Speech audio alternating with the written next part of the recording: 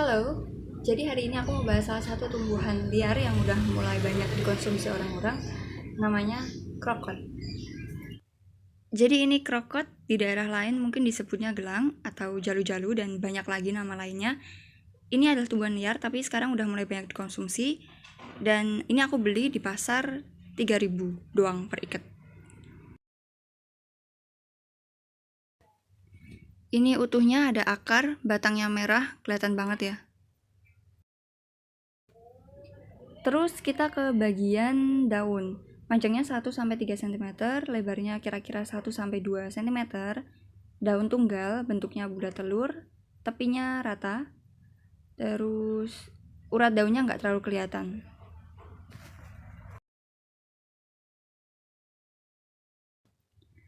Bunganya warna kuning, tapi ini masih dalam kuncup, jadi nggak terlalu kelihatan. Dan juga kalau misal mau lihat bunganya harus pagi hari.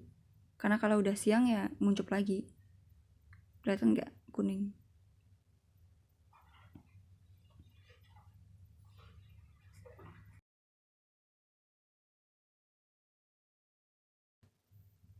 Ini bagian putih-putih di daunnya, aku nggak tahu ini apa, tapi bisa dihilangin. Takutnya mungkin tanah atau apa yang nempel.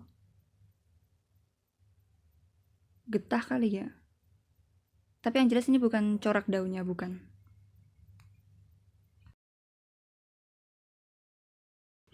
Oke, jadi ini salah satu krokot yang aku temuin di jalan. Sebenarnya banyak di halaman rumah, di jalan, atau dimanapun itu krokot bisa mudah banget tumbuh karena termasuk gulma ya. Ini salah satu yang aku temuin di pojokan selokan. Jadi kita bisa lihat batangnya nggak tegak gitu, tapi kayak menjalar, bercabang juga. Terus daunnya berhadapan ya. Ini karena letaknya dekat dengan air, dekat dengan selokan, makanya banyak krokot juga yang tumbuh di situ. Subur dengan tumbuhan-tumbuhan lainnya nyampur di situ juga. Cukup mudah buat tumbuh si krokot ini.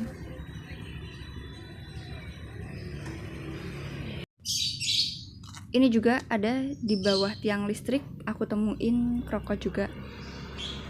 Tapi aku masih takut ya kalau buat makan krokot yang di tempat aku nggak tahu airnya mungkin mengandung kotoran atau apa, tanahnya juga nggak tahu ada logam atau enggak. Jadi memang lebih aman yang dibudidayakan sih, bukan dibudidayakan juga, tapi ditanam di pinggiran sawah gitu. Pokoknya yang airnya itu bersih.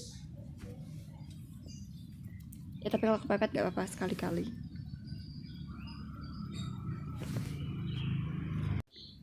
Ini sambal kacang instan yang aku beli, katanya enak buat pecel, jadi ya udah sekalian beli sambal kacang instannya aja.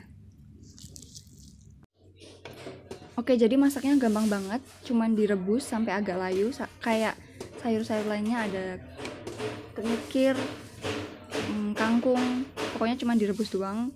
Untuk bumbunya bisa dikreasikan sendiri. Yang aku kaget adalah baunya itu nggak enak sih, kayak bau tanah atau bau apa ya, pokoknya aku nggak suka sama baunya, tapi nggak tahu rasanya.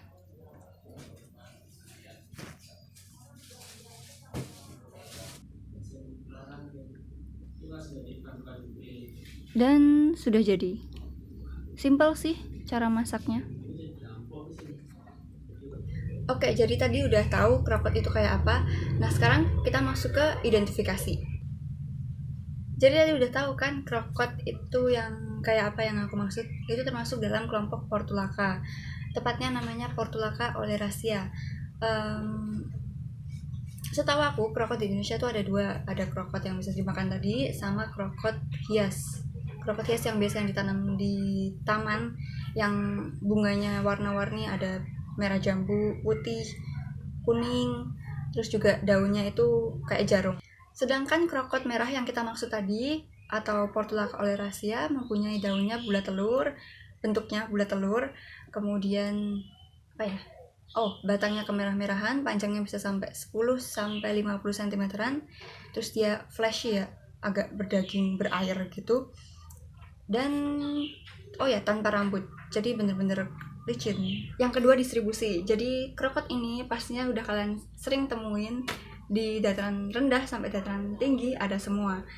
Terus tumbuhan ini bukan tumbuhan asli Indonesia, jadi tumbuhan ini termasuk tumbuhan introduksi atau tumbuhan asing yang masuk ke Indonesia. Yang meskipun aku belum tahu ini aslinya dari mana. Ada yang referensi bilang dari Eropa, ada yang dari Amerika, ada yang dari Afrika. Tapi yang jelas tumbuhan ini ada di seluruh dunia, udah ada.